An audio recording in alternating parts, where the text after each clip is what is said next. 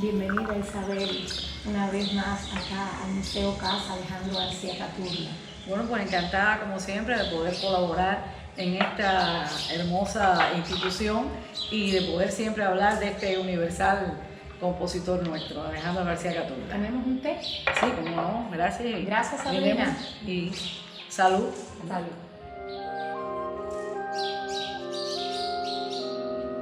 Está exquisito. Gracias.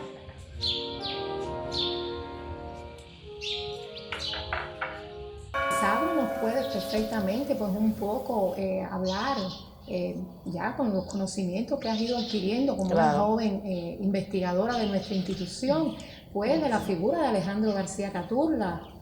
¿Qué es lo que más te ha llamado la atención? ¿Qué es lo que más te interesa de esta figura?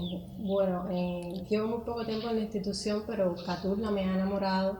Marcia puede dar fe, A todos nos ha enamorado. De manera especial, porque ha sido una figura contradictoria, por decirlo de algún modo. Realmente. Rompiendo con todos los esquemas de la época. Vivió una vida intensa y lo demostró tanto en lo musical como en su vida privada, siempre con ese amor a lo negro, pero no a lo negro como estética, no como una preocupación común como los demás intelectuales de la época, sino que transgredió eso y entonces lo manifestó en su vida, casándose precisamente con dos mujeres de la raza negra, sentando las pautas, ya estamos hablando de una manera musical, para las bases de un folclore criollo. Creo que ese fue su gran aporte también a la música. Y efectivamente, eso que tú anotas del folclore, podemos conversarlo en toda su obra, en toda la magnitud, tanto en la música para solista como la música de cámara, sinfónica, coral, o sea, que en todo su gran catálogo refresca esa negritud, pero sin maquillaje. Sí. Es pura, es sabia y es profunda. Parafraseando un poco las palabras de Alejo Carpentier, Caturla fue una persona con un ritmo de terremoto, nunca de relojería, una naturalidad espontánea, y entonces de esa manera se va a manifestar toda su música, siendo así que con apenas 34 años dejó una importante recopilación de obras. Dentro de ella podemos destacar la rumba, tres danzas cubanas, yambaó, primera suite para orquesta, canciones corales, Caballo Blanco, Canto a los Cafetales. También, Sabri, me comentabas en la revisión que realizaste para el estudio de todas estas partituras, me decías algo con relación a una partitura original. Sí, quiero aclarar que el museo no cuenta con las partituras originales de Alejandro García Caturla, ya que desde el año 1974 se trasladaron al Museo Nacional de la Música por María Antonieta Enríquez, la creadora precisamente del museo y de este museo también. Pero contamos con una partitura de valor excepcional que se la podemos mostrar más adelante. Es un danzón. Es un danzón que se llama Siento que mi alma se apague. Es una partitura manuscrita por Caturla. Es la única obra original con la que cuenta nuestra institución. Nos embullamos y nos tomamos... Sí, como no, se está exquisito. No, exquisito.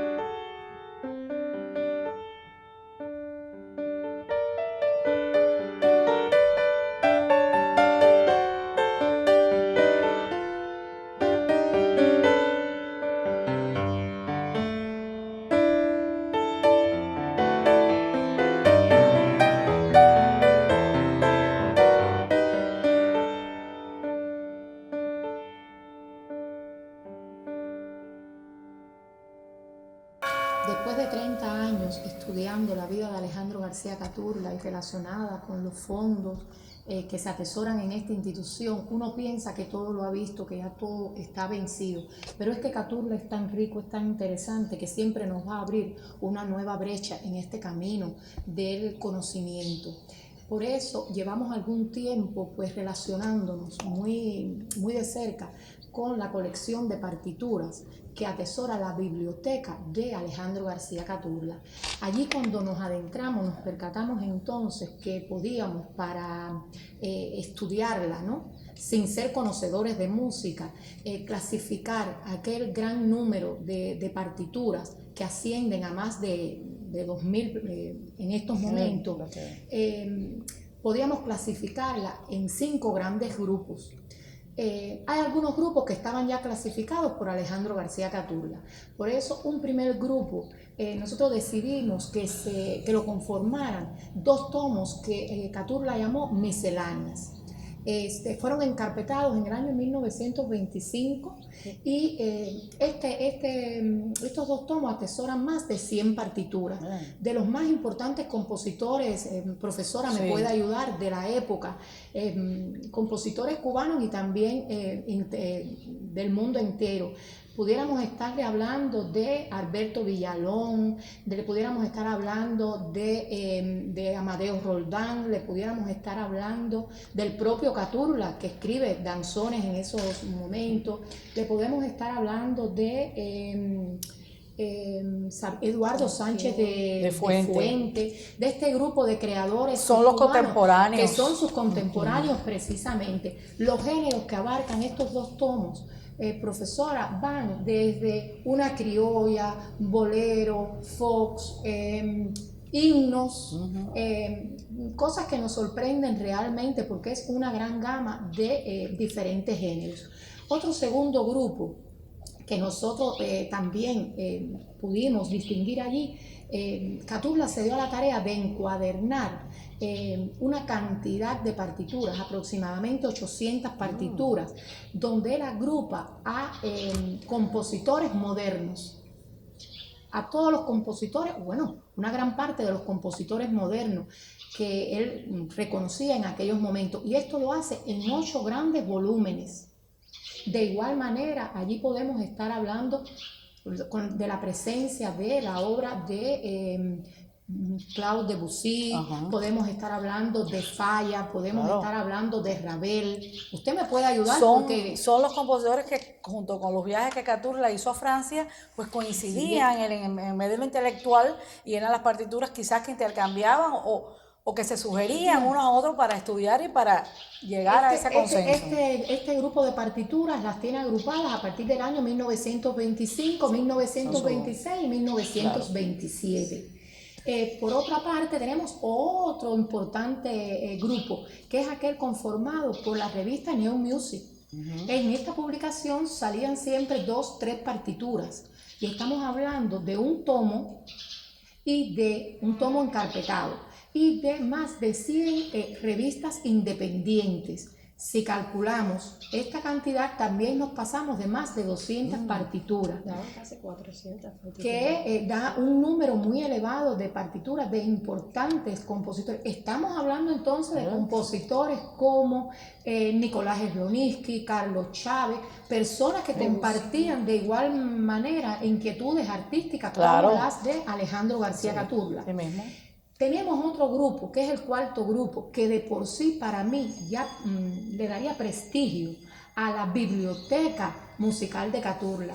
Estoy hablando, profesora, no sé si usted la ha oído mencionar, de la mejor música del mundo. Sí, la mejor música del mundo es una publicación desde Nueva York, editores de Nueva York, y allí, bueno, pues tenemos una representación extraordinaria de casi todas, esos eran 15 volúmenes y en el museo tenemos 10. Sus propios editores decían que estas fueron escritas para personas de buen gusto y conocedores de la música.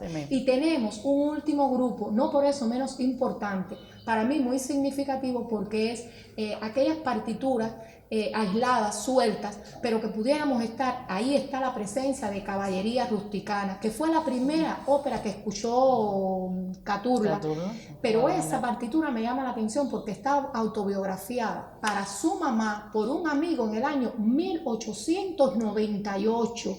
Y esa fue la primera que escuchó Caturla, pero estamos hablando de Madame Butterfly, o sea, aquellas obras muy significativas en la formación de cualquier músico. Pero lo más importante de todo eso es que esta gran colección, como ya dije, que llega tal vez a las 2000 piezas, todas están grafiadas por Alejandro García Caturla.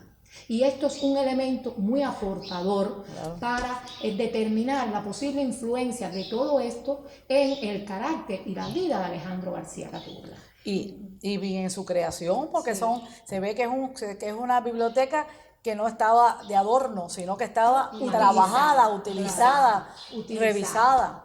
Por supuesto, y todo eso enriquece todo su catálogo. Interesante. Esta biblioteca es muy interesante para conocer a Caturla. Y por supuesto, abre el camino a investigadores, a musicólogos, a museólogos, a personas interesadas en revisarla, estudiarla y verla desde otra óptica.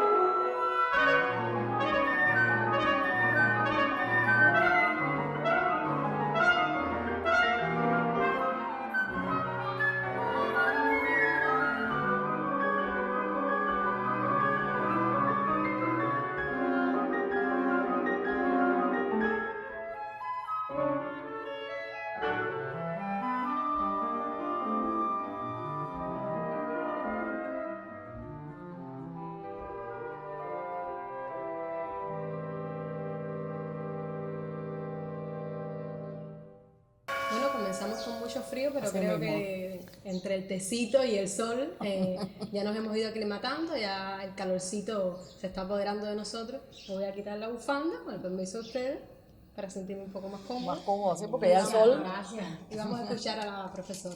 Bueno, dentro de tantas buenas reflexiones que ustedes han conversado en esta tertulia, yo pienso que la década del 20, que es la que tú también hablabas de muchos de los libros que has investigado, de toda la biblioteca, Catula le va a interesar mucho escribir otro género, hacer obras que sean del mismo nombre, pero para diferentes formatos, como es el caso de la danza del tambor, de la versés, que tiene diferentes versiones con el mismo título. O sea, eso es algo bien interesante en su catálogo y no muy común. No muy común porque casi siempre si escribo una obra para piano, pues para piano y pongo otro título para hacer otra obra, y en él se ve eso mucho, es muy, muy interesante. Y me gusta mucho este tema, sobre todo al acercarme al instrumento muy joven, relativamente, que es el saxofón. ¿Por qué? Porque el saxofón es el instrumento más joven dentro de la historia de la música, de los instrumentos acústicos y específicamente de viento o de las maderas. Este instrumento Catula le gustó siempre, porque él tocó varios instrumentos de viento, pero específicamente tocó el saxofón desde la edad de 15 años y tocaba en una jazz band, que son los formatos, las agrupaciones que tienen varios saxofones. A los 15 ya tocaba en una jazz band, pero cuando se va para La Habana a estudiar su carrera de abogado, allí también, enseguida, crea una jazz band y en él su saxofón. O sea que vemos un acercamiento al instrumento. Esa orquesta y esa banda de jazz la crea en el año 22 en diciembre, pero ya en el 23 está esa banda tocando, en el aula magna de la universidad, y después ya sale al exterior de la universidad y toca en el Hotel Miramar, en el Hotel Trianón del Vedado. O sea que quiere decir que hay una disposición para tocar este instrumento y para dirigir esa banda. O sea que es un acercamiento desde el punto de vista de intérprete. Pero después ya en el año 25 vemos que escribe una obra para saxofón y piano, para saxofón alto, que es uno de los tantos tipos de saxofones que existen en esta variedad de instrumentos. Y la escribe y se la dedica a Alberto Roldán, o sea, al hermano de Amadeo Roldán, Alberto Roldán. Y se llama Melodía Disonante. Y es una obra de carácter lento, muy profunda, y el nombre lo dice, bien disonante, bien contemporánea. Y después ya, años después, escribe la versés. Usa ese nombre que muchísimas veces lo repite posteriormente, y esa es una obra para un formato muy singular, que es 7 instrumentos, es un septímino, que en ese caso eran 5 saxofones, o sea, la gama entera de los saxofones y 2 clarinetes. Esta es una obra que cambia de tempo, comienza un poco más lenta, después va más rápida, con una importantísima variedad ritmática y melódica. Pero en ese mismo año de 1927, Catula versiona la danza del tambor, que ya se conocía, pianística, y que se había estrenado en España. Bueno, pues él la versiona para 7 saxofones. Bien difícil. Y pensemos ahora mismo, no existe en Cuba ninguna agrupación de 7 saxofones. Fíjense qué contemporaneidad desde el punto de vista sonoro, no solo desde el punto de vista de partitura, sino buscando una nueva sonoridad junto con la nueva ritmática, con el nuevo trabajo melódico. Y esa versés es preciosa desde el punto de vista ya cuando uno la puede disfrutar. Yo considero realmente que está muy estática el catálogo de Catula desde el punto de vista interpretativo, que la música de Catula le falta mucho socializarla a nivel nacional, a nivel internacional, a nivel provincial, a todos los niveles. No se conoce, toca y se escucha más o menos siempre lo mismo, pero estas partituras que estamos conversando no se ha oído, nunca eso se ha oído actualmente, me refiero en estos momentos, porque sí se ha tocado, sí se ha interpretado estas 3 obras que él escribió para saxofón, pero hace muchos años. O sea que está estático a partir de este momento. Fíjense, si es el saxofón también, yo encontré esto como un dato curioso que ustedes a lo mejor me pueden hablar más. Escribió un danzón, hablando de danzones, que le pone el saxofón de cuco, Sí, existe. Entonces, claro que a lo mejor yo no he investigado, no sé quién es Cuco, pero pienso que sea un personaje popular. Eso pienso que le ha llamado la atención como lo interpretaba, pero fíjense cómo vuelve a tocarlo. Además, cuando él se acerca a hacer los arreglos para tocar con la orquesta que él cree en Caibarien de la Rhapsody in Blue, el saxofón tiene un papel fundamental en ese escrito, que él transcribe de oído, es algo... Bueno, como solo él podía hacer, es una cosa así, realmente, y escribir, o sea, que se acerca muchas veces a este importante instrumento muy contemporáneo, y que no todos los compositores a nivel universal lo están utilizando. Así mismo pasa con el género de la ópera. Catulla escribe una ópera, Manita en el suelo, sí. Con el tema del folclore, aquí todas estas tradiciones. Sin embargo, utiliza todos los medios vocales e instrumentales, pero utiliza un retablo de títeres. Algo que en ese momento era bien novedoso en el mundo. Lo había usado Igor Stravinsky en Petrushka y lo había usado Manuel de Falla, que usted ahorita lo mencionaba, lo había utilizado con la obra Maese Pedro. Y como Catulla ya lo trabaja, o sea, él logra llevar nuestro catálogo, nuestra música a un plano totalmente moderno y a un momento puntual a nivel internacional. O sea que Catulla logra esa caracterización en nuestra música, siempre empleando lo raigal, lo folclórico, lo típico, y lo repito, lo dije al principio, sin maquillaje, de una forma muy exacta. Realmente hablar de Catulla nos apasiona a las 3 y bueno, podríamos estar hablando y conversando, ¿verdad? En esta tertulia, ojalá vamos a reunirnos nuevamente y poder seguir conversando de otras miradas en estos vitrales de la música de Catulla.